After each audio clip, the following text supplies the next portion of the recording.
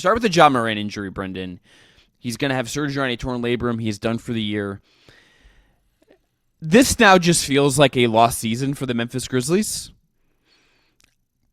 They're going to finish with a bad record. They're not going to make the play-in where they were surging towards. Ja was suspended, comes back, had some real moments of brilliance. They had some good wins, and now he's gone.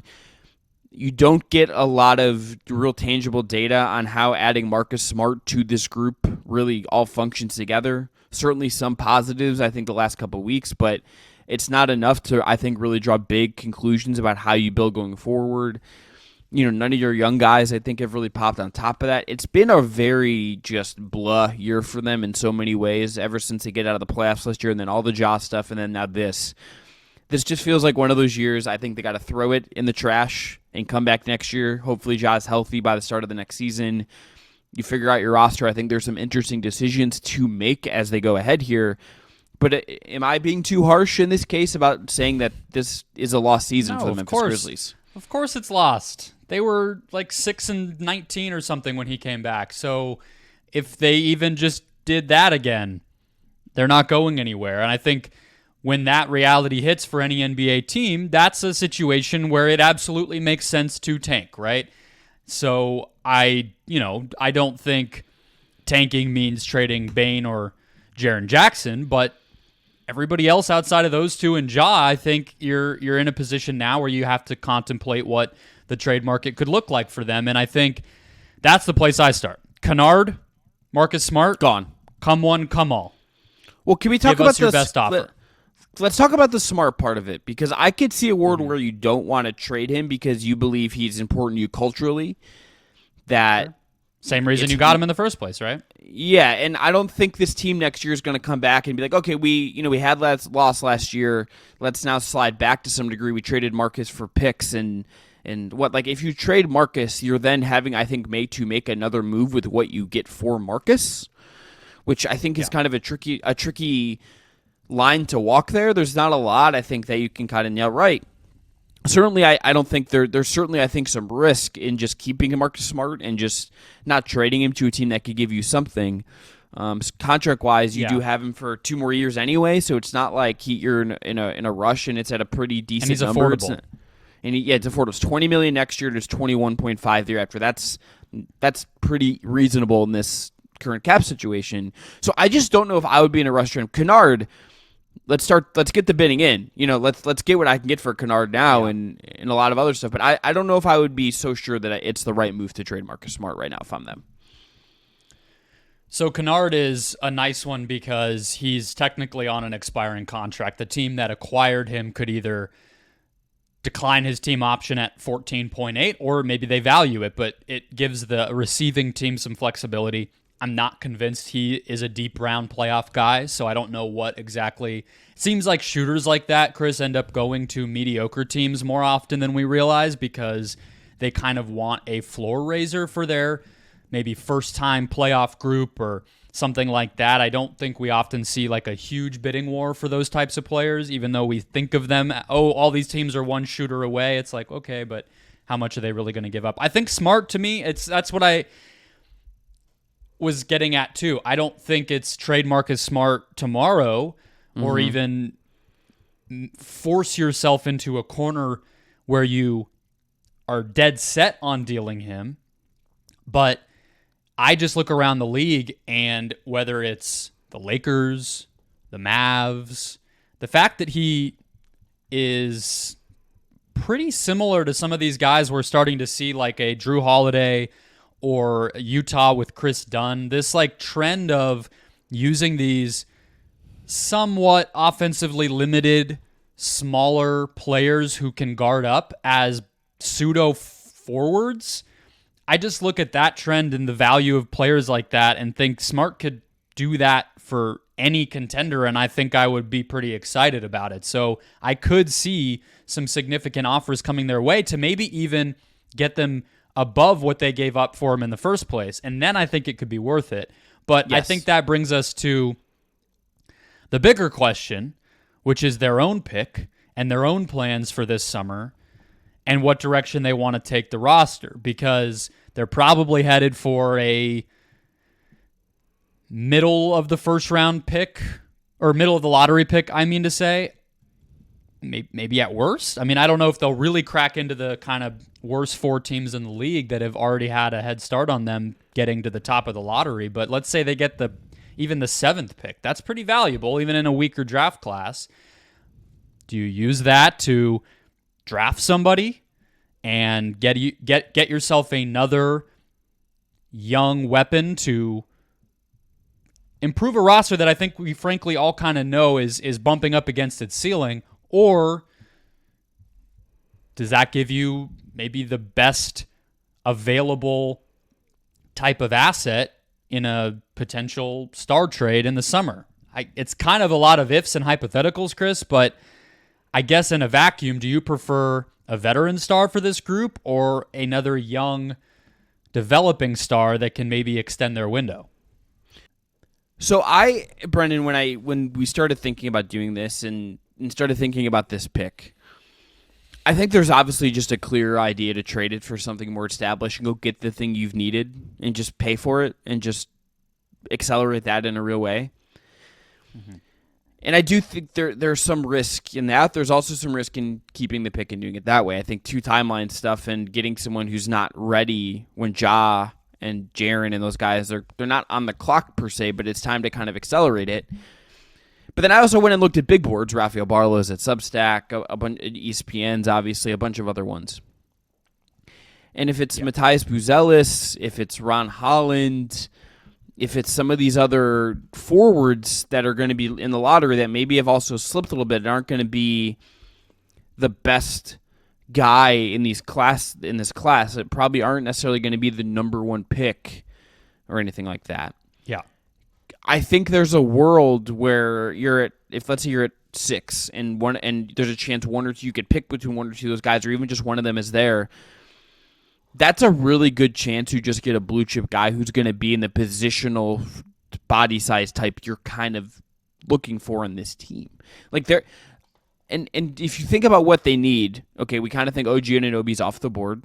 I don't think Mikal Bridges is really going to be on the board as far as a trade option. I wouldn't think. Maybe if they bowl them over, but we kind of talked about how Brooklyn might go in the other direction and go after like a Donovan Mitchell type.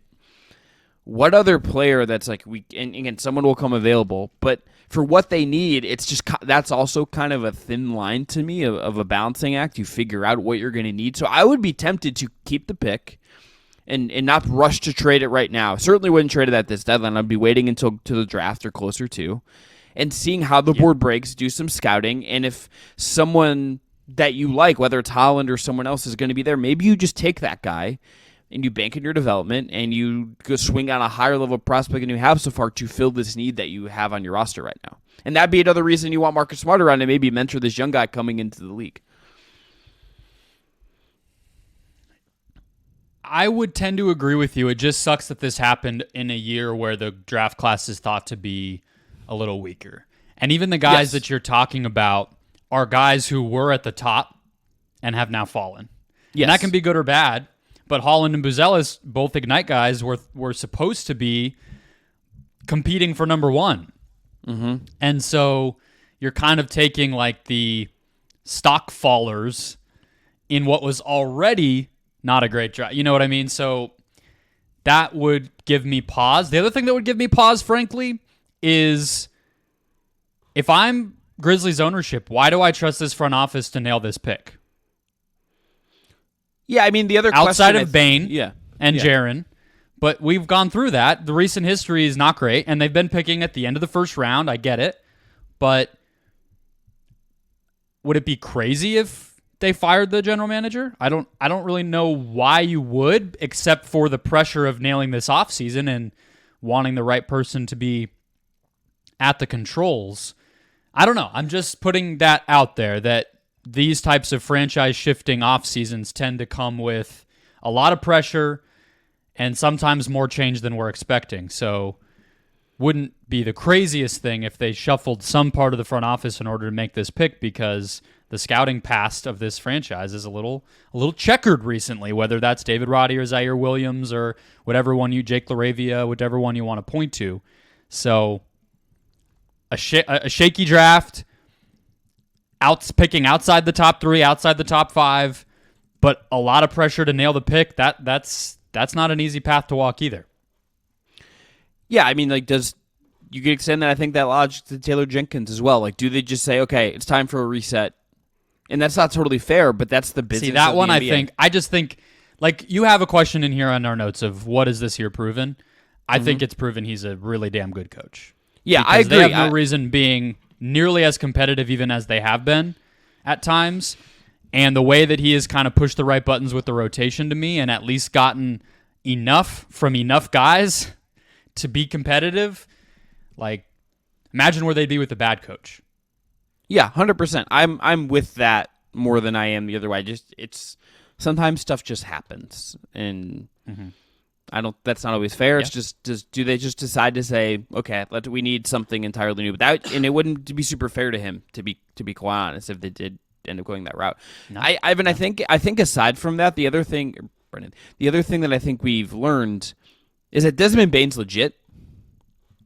Oh yeah. Desmond Bane is, in fact, really good. I still don't think we can project about how him, Ja, and Marcus really work, but he on high volume this year, he's averaging nearly 25 a game, nearly 40% from 3, a career best mark on 2s at 56%. He's putting up real numbers, was the engine of an offense for a long time, and I don't think he's your lead guy.